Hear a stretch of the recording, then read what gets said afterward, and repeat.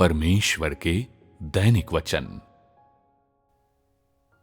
परमेश्वर इस आशय से देह धारण नहीं करता कि मनुष्य उसे जाने या देहधारी परमेश्वर के देह और मनुष्य के देह के अंतर पहचाने। नहीं, वो मनुष्य के विवेक की शक्तियों को प्रशिक्षित करने के लिए देह बनता है, और इस अभिप्राय से तो बिल्कुल नहीं बनता कि मनुष्य परमेश्वर द्वारा धारित देह की आराधना करे जिससे उसे बड़ी महिमा मिले। इसमें से कोई भी परमेश्वर के देह बनने का मूल उद्देश्य नहीं है। नहीं परमेश्वर मनुष्य की निंदा करने के लिए देह धारण करता है, नहीं जानबूझकर मनुष्य को उजागर करने के लिए, और न ही उसके लिए चीजों को कठिन बनाने के लिए। इनमें से कोई भी परमेश्वर का मूल इरादा नहीं है। हर बार जब परमेश्वर देह बनता है तो ये कार्य का एक अपरिहार्य रूप होता है। वो अपने महत्तर कार्य और महत्तर प्रबंधन की खातिर ऐसा करता है, न कि उन कारणों से जिनकी मनुष्य कल्पना करता है। परमेश्वर पृथ्वी पर केवल अपने कार्य की अपेक्षाओं और आवश्यकताओं के अनुसार आता है। वो पृथ्वी पर मात्र इधर उधर देखने के इरादे से नहीं आता, बल्कि उस कार्य को करने के लिए आता है जो उसे करना चाहिए। अन्यथा वो इतना भारी बोझ क्यों उठाएगा और इस कार्य को करने के लिए इतना बड़ा जोखिम क्यों लेगा?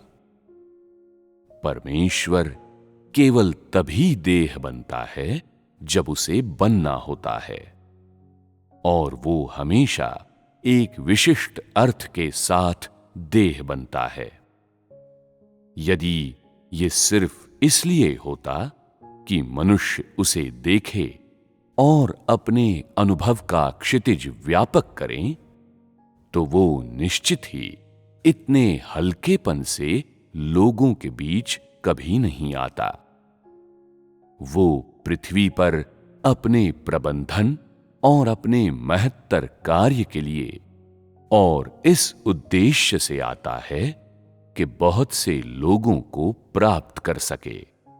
वो युग का प्रतिनिधित्व करने के लिए आता है। वो शैतान को पराजित करने के लिए आता है, और वो शैतान को पराजित करने के लिए देह धारण करता है। इसके अतिरिक्त वो जीवन जीने में समस्त मानव जाति का मार्गदर्शन करने के लिए आता है।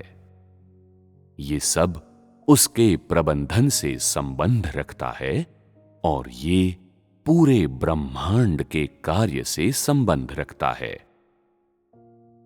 यदि परमेश्वर मनुष्य को मात्र अपनी देह को जानने देने और मनुष्य की आंखें खोलने के लिए देह बनता, तो वो हर देश की यात्रा क्यों न करता?